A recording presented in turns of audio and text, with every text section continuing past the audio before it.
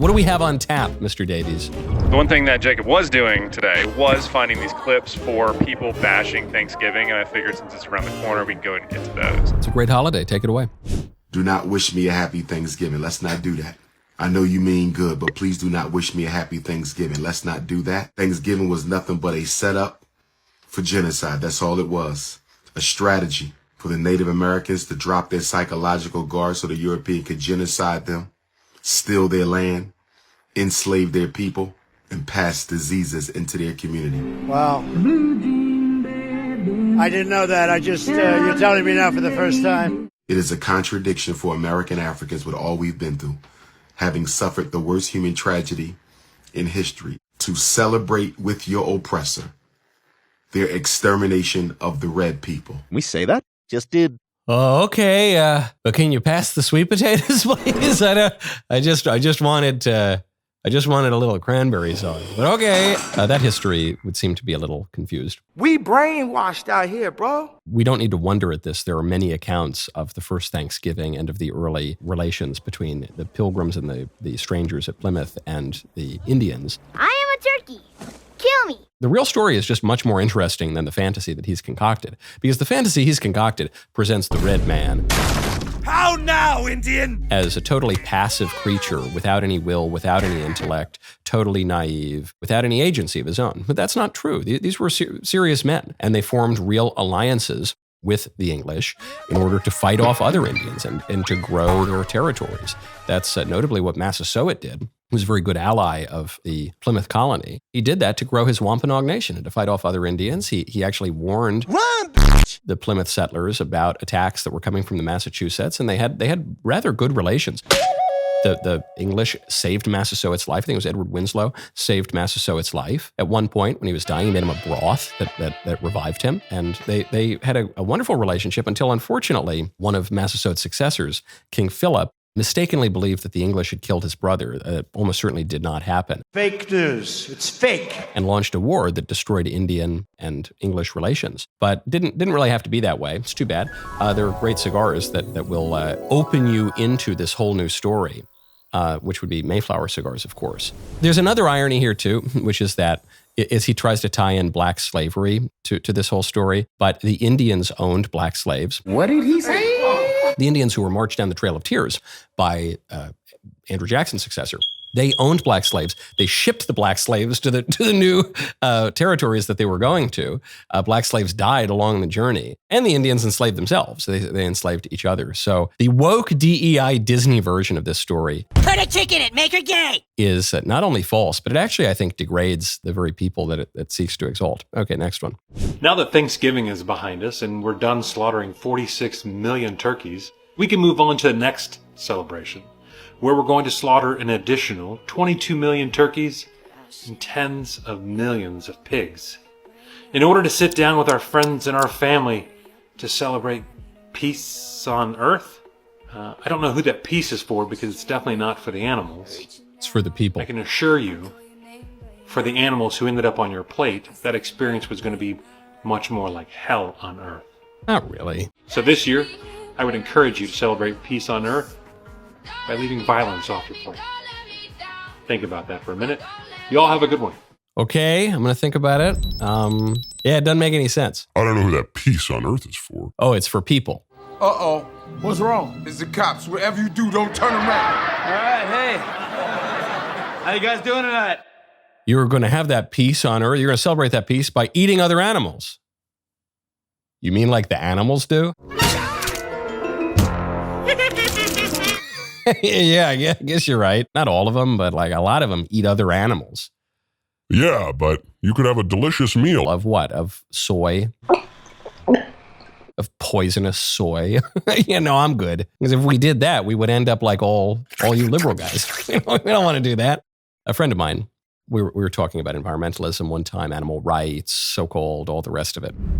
And I said, have you ever seen the movie from the 1970s, Meat? Which is one of these exposés about the evils of slaughterhouses or whatever. yay! She said, yes, I have. I said, what'd you think? She goes, well, by the end of that movie, I was just hankering for a good steak.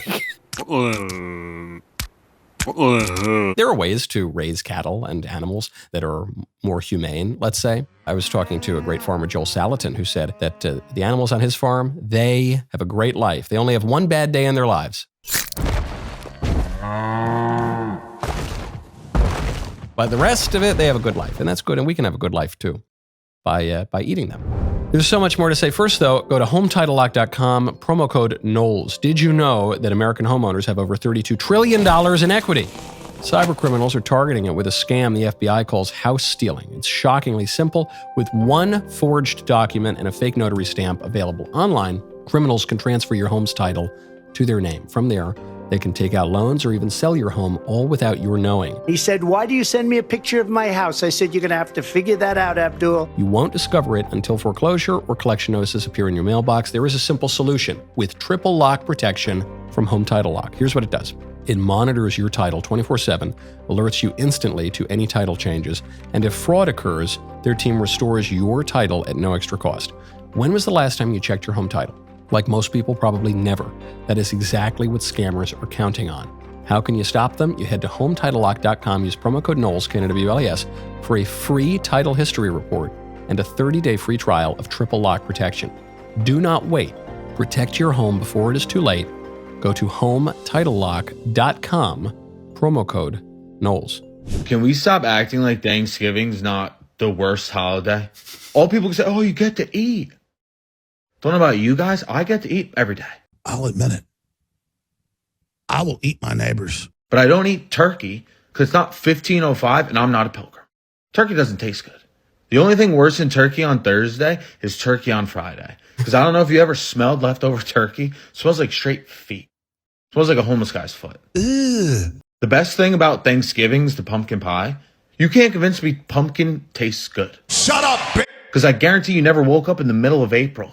Like, wow, I could really go for a pumpkin right now. Pumpkin pie does always taste good. I kind of get his point on turkey. I think he's kind of right about that. At the first Thanksgiving, probably what the pilgrims ate was like deer and lobsters and stuff like that. So I guess we could go back. I like venison. It got good taste to it, you know. Lobster's not my favorite, but it's good. It's kind of fancy now. Oh! Look, I'm actually open to... I want the presence of a turkey on my plate, but I'm open to other stuff for Thanksgiving. But don't lie to me about pumpkin pie. Pumpkin pie would be delicious in July, just like it is in November. That's just that. At that point, I realized this guy does not have credibility. Next one. I think me going home for Thanksgiving and Christmas this year, probably the next 4 years, is a no-go. The people that they're picking to run this mass deportation program, I mean, the scale of this tragedy is going to be akin to Trail of Tears. Everybody knows you never go full read. If you're familiar with what that is, or Japanese internment, it's going to echo the worst chapters in American history, and there's nothing anybody can do to stop this. If I go home for Thanksgiving, I'm going to be filled with such rage that my mother is going to kill me because I'm not going to just sit there quietly anymore. And so it's like, do I go home? Do I just lay into these people? You know, God. Okay, so he's really upset that Donald Trump is going to deport face-tattooed, Satan-worshipping, young girl-raping, child-murdering gangsters. We have some bad hombres here, and we're going to get them out. He says it's a nightmare to deport these people. Normal people would say it's a nightmare to have them in our country. Deporting them is the solution to the nightmare. Deporting them is waking up from the nightmare and fixing things. I'm going to go home for Thanksgiving, and I'm not going to be quiet. No, sirree. I'm going to give my mother a piece of my mind. Mom, I hate you. Oh, good for you. Good for you, son. That's good. Mouth off to your mother at Thanksgiving because you want to defend face-tattooed, Satan-worshipping gangsters. You can't talk to my friends that way. Okay, well, how about the people who are actually living in the communities affected by illegal immigration? Beautiful children won't be seeing their father again. My newly 20-year-old daughter, Kayla Hamilton, was murdered in her own room and left on the floor like trash. Every day that I wake up, it's a nightmare that doesn't end. The people whose loved ones have been accosted, raped, or murdered by illegal aliens. How about even at a broader level, the people whose jobs have been compromised by mass migration, whose wages have been cut, who can't feed their families because of mass migration? What about the people who have lost friends and family members to the opioid crisis, the drug crisis, the mass poisoning of Americans that has occurred because of the open border and mass migration? How about them? Do you have any care for them at all? No, you're too busy whining about your fantasies to your mother and ruining Thanksgiving. But you keep your mouth shut and eat some pumpkin pie and be nice to your mother. How about that? Seems like a good idea to me. I'm Michael Knowles. This is The Michael Knowles Show. Is there a way to carry out mass deportation without separating families? Of course there is. Families can be deported together.